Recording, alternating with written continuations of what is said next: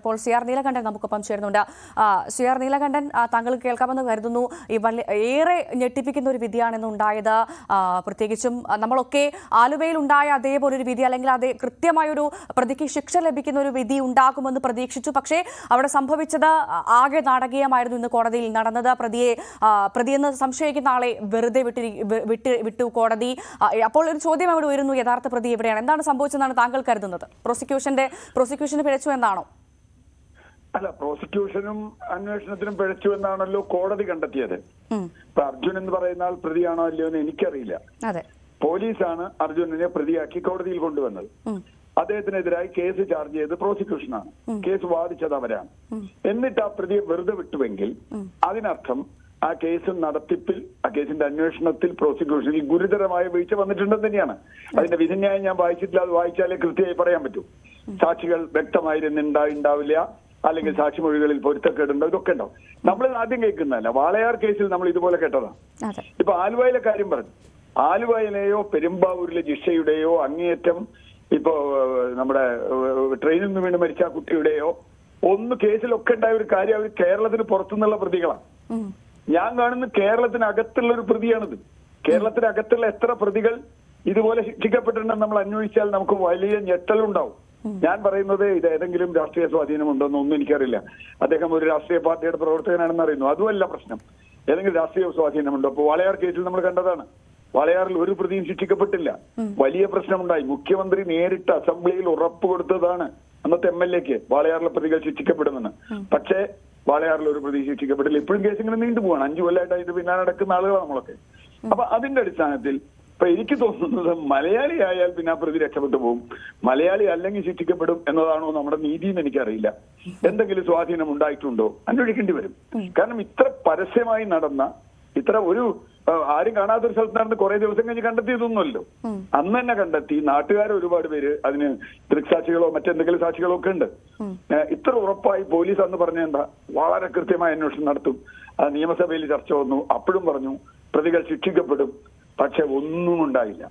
അപ്പോൾ ഞാൻ മനസ്സിലാക്കുന്നത് ഇപ്പോഴും പോലീസ് കുറ്റമറ്റ അന്വേഷണം തന്നെയാണ് നടത്തിയതെന്നുള്ളതിൽ ഉറച്ചു നിൽക്കുകയാണ്. പക്ഷേ പ്രതിയെ കോടതി വെറുതെ വിട്ടു എന്നുള്ളതാണ്. അതേസമയത്ത് അല്പസമയം മുൻപ് നമ്മുടെ പ്രതിഭാഗം അഭിഭാഷകന്റെ ഒരു പ്രതികരണം ഉണ്ടായിരുന്നു. അദ്ദേഹം പറഞ്ഞത് ഒരു തരത്തിലുള്ള ഒരു തെളിവ് പോലും ഹാജരാക്കാൻ പ്രോസിക്യൂഷന് സാധിച്ചിരുന്നില്ല, ഒരു ശാസ്ത്രീയ തെളിവ് പോലും ഹാജരാക്കാൻ സാധിച്ചിരുന്നില്ല. ആകപ്പാടെ ഡിവൈഎഫ്ഐ എന്നുള്ളൊരു ഡിവൈഎഫ്ഐ നേതാവാണ് എന്ന് മാത്രമാണ് ഇവർ പറഞ്ഞുകൊണ്ടിരുന്നത് എന്നാണ് അദ്ദേഹം വലിയ ആത്മവിശ്വാസത്തോടെ അല്പസമയം മുൻപ് മാധ്യമങ്ങളോടക്കം പ്രതികരിച്ചത്. അല്ല, ഇപ്പൊ പ്രതിഭാഗം വക്കീൽ പറഞ്ഞത് ശരി, കോടതി അംഗീകരിച്ചു എന്നാണല്ലോ നമ്മൾ മനസ്സിലാക്കേണ്ടത് വിധിയിൽ നിന്ന്. അപ്പോ പ്രതിഭാഗം പറഞ്ഞതായിരിക്കും അദ്ദേഹത്തിന് തെളിയിക്കാൻ കഴിഞ്ഞു.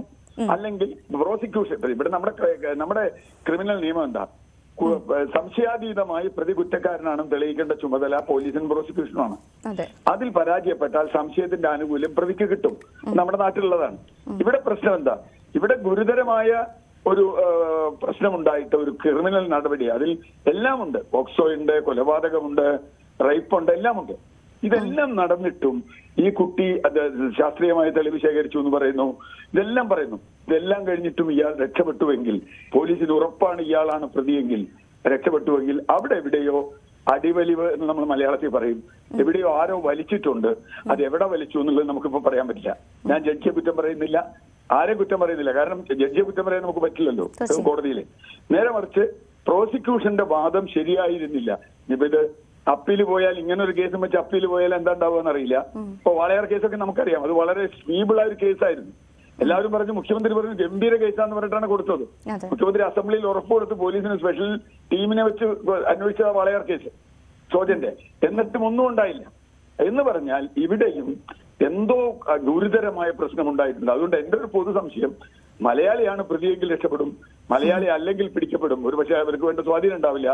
അങ്ങനെ ഒരു സംശയം ഇപ്പൊ ഈ 3-4 കേസുകൾ നമ്മൾ എടുക്കുമ്പോൾ എനിക്ക് മനസ്സിലാവുന്നതാണ്. തീർച്ചയായും നമ്മളിവിടെ നമ്മുടെ നിയമ സംവിധാനങ്ങളെ, നിയമവ്യവസ്ഥകളെ ഒക്കെ, ജനാധിപത്യ മര്യാദയൊക്കെ നമ്മൾ മാനിക്കുകയാണ്. പക്ഷേ ആ കുടുംബത്തിന്, ആ കുഞ്ഞിന്റെ അച്ഛനും അമ്മയ്ക്കുമാണ് അവിടെ നീതി നിഷേധിക്കപ്പെട്ടത്.